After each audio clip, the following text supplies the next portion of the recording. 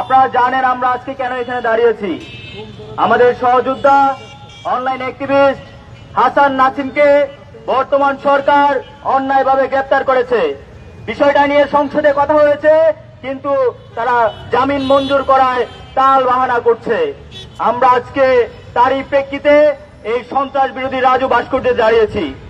আপনারা জানেন এই হাসিনার তৈরি করা ডিজিটাল নিরাপত্তা আইন 2018-কে ব্যবহার করে হাসিনা সরকার ফ্যাসিবাদ কায়েম করেছে, জনগণের কণ্ঠ রোধ করেছে। এখন বর্তমান সরকারের যারা মন্ত্রী এমপি রয়েছেন অনেককে আমরা জুলাই পূর্ববর্তী সময়ে কাঁদতে কাঁদতে বলতে শুনেছি যে এই দেশে কোনো বাক স্বাধীনতা নাই, এই দেশে হাসিনা এই নিরাপত্তা আইনকে ব্যবহার করে দেশের মানুষের বাক স্বাধীনতাকে হরণ করেছে। ঠিক একই সময়ে যখন বিরোধী দলীয় সরকার বিএনপি সরকার যখন বর্তমানে ক্ষমতায় বসেছে, ঠিক একই আইন খুনি হাসিনার তৈরি করা আইনকে ব্যবহার করে আজকে তারা জনগণের মতকে হরণ করছে, জনগণের বাক স্বাধীনতাকে হরণ করছে এবং নিপীড়নের শিকার হতে হচ্ছে এই দেশের মানুষকে। আমরা পরিষ্কারভাবে বলতে চাই, দ্রুত সময়ের মধ্যে হাসান নাসিমকে আপনারা মুক্ত করে দেন। আপনাদের এদেশে অনেক কাজ রয়েছে। এখন আপনারা সরকার গ্রহণের 2 মাসের মাথায় বাংলাদেশের মানুষ অতিষ্ঠ হয়ে গেছে।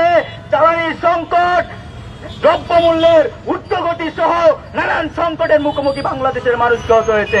এই কাজ ছাড়াও হাসিনা হওয়ার যেই মিশনে আপনারা নেমেছেন, সেই মিশন ছাড়াও আপনাদের এই দেশের মানুষের জন্য অনেক কাজ রয়েছে।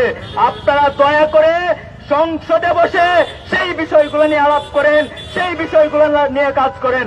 আপনাদের অনেক সেক্টরের যারা দায়িত্বশীল রয়েছে অনেকে ইতিমধ্যে ফের হাসিনা হওয়ার মিশনে নামার সময় এখনই আপনাদের হয় নাই।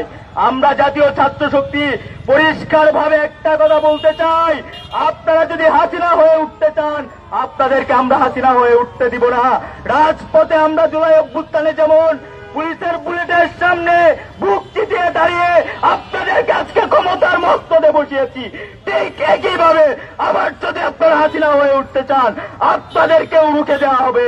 রাজপথে আমরা ছিলাম, রাজপথে আছি, আপনাদের বিরুদ্ধে প্রয়োজনে আমরা আবারও রাজপথে রক্ত দিব।